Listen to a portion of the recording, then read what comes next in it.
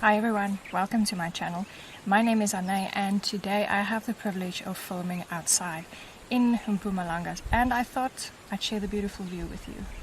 So in this video I'll be talking a little bit about how you can make your very own liquid soap. So before you get captured into this view, let's get started.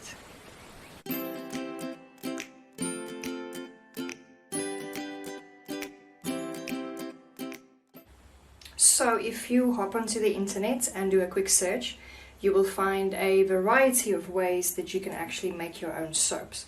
In my video, I'm just going to show you how I go about making my own liquid soap. And this is a basic liquid soap. And from there on, you can build on that and make different things with it, like a body wash or a shampoo or a face wash, even a liquid dishwashing soap if you like. And to do this you need only 3 ingredients, and those 3 ingredients are my trusty little tub of glycerin. Now I found a little shop, it's called the Soap Barn. They are in Joburg, and I buy glycerin directly from them. Glycerin is made from either vegetable fat or fat from animals. This particular one is made from olive oil, from the fat of olive oil, and it's 100% natural. It actually says that on here as well. Not sure if you can see that, but either way, this is 100% natural, and it only contains 100% vegetable soap base made with coconut oil, glycerin, SLS free and surfactant free, and sulfate free. So it's 100% natural, made from coconut oil. So this is the one I use, and I know you're going to say, but this is still packaged in plastic. Yes, you're right. But the reason I do this is this one lasts me about 6 to 8 months. So instead of throwing out little bottles, 6 or 7 or 8 or 9 or 10 little bottles each and every month, one containing shampoo and one containing a body wash and so forth, I buy this little tub, which I only need to throw out once every 6 to 8 months. My second ingredient is bicarb. Bicarb I also buy in bulk from the Soap Barn. You don't need to do that. You can find bicarb at any grocer. They also sell it. It's where all of the cooking ingredients are. It's usually located there. And the very last ingredient is just plain old water. Just water, tap water, that's it. Okay, and to get me started, let me just move these things out of the way. I have my very old and very used, but still working and very trusty blender in which I combine all of the ingredients. First thing I do is I take my glycerin and 1 tablespoon, 2-ish tablespoon,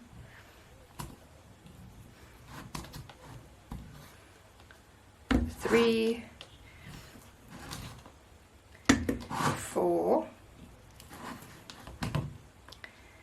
5 tablespoons of glycerin, and then I add 1 glass of water.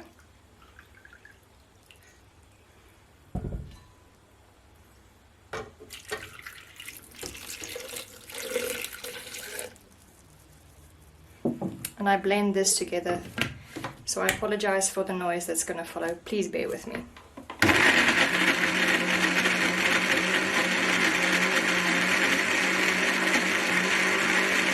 So once I'm sure that all of the lumps and clumps are all blended in with the water, this is what it looks like. Let me hold that up for you. This is what it looks like, and the consistency is pretty, well, soapy really. But this isn't good enough for me yet, so from here on, what I do is I add some bicarb. Now, my measuring cup says 50 ml, over there, 50 ml, and I add 1 of these, and this is magic. Now, I don't understand the science behind it or the chemistry behind it. Maybe if you do, I'd love to hear what's actually going on, but let me show you what happens once I add my bicarb. And I add bicarb because it's really great at cleaning, so and it's abrasive, so it's a great addition to your soap to make it extra cleaning. Okay, let me just put this here, and then again I apologize for the noise.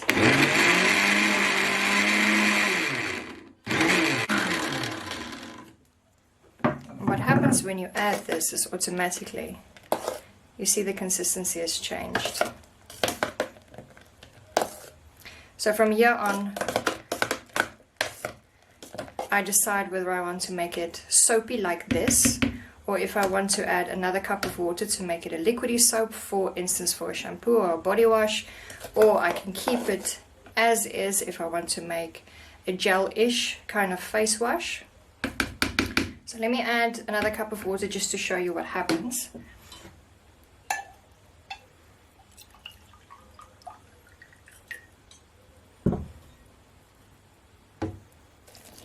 Whoops.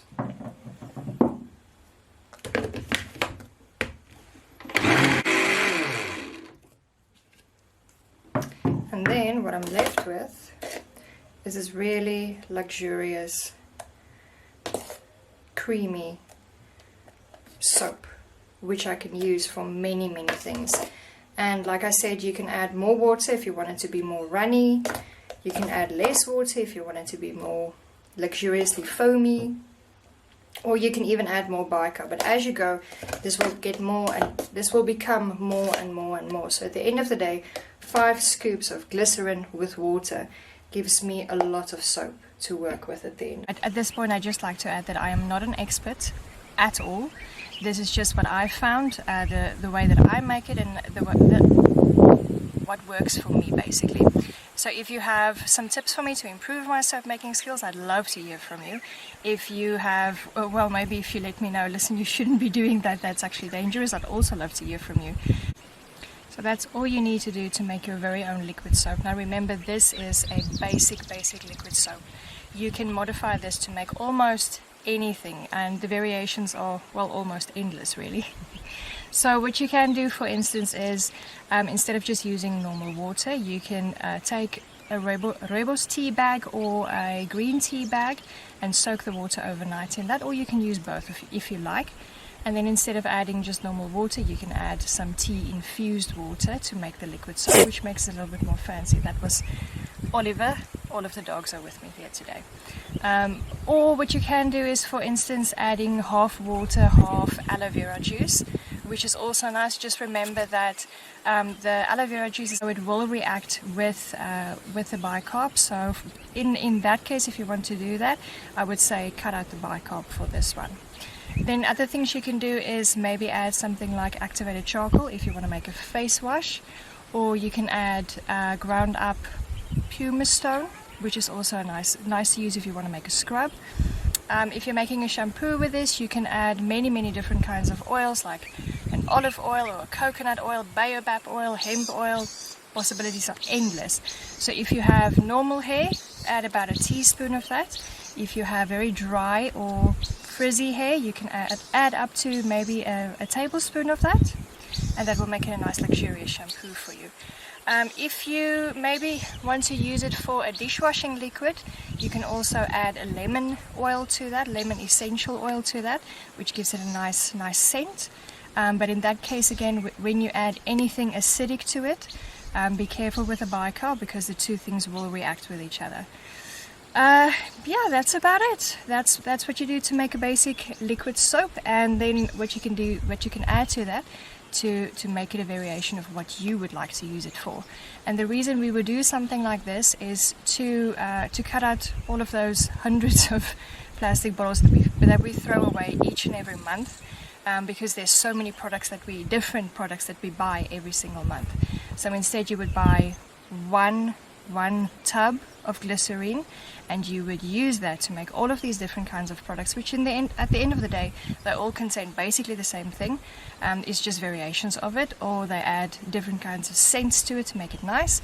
But you can make this yourself, and then instead of throwing away 6, 7, 8, maybe even 10 plastic bottles a month, you only throw away about 1 tub of glycerin every 6 to 12 months. So that's an improvement. Thank you so much for watching, and if you have other ideas you'd like to share with me, please do. I'm really interested in learning more about soap making and improving my soap making skills. But that's it for this week. Thank you so much for watching, guys. Until next time, happy greenish living.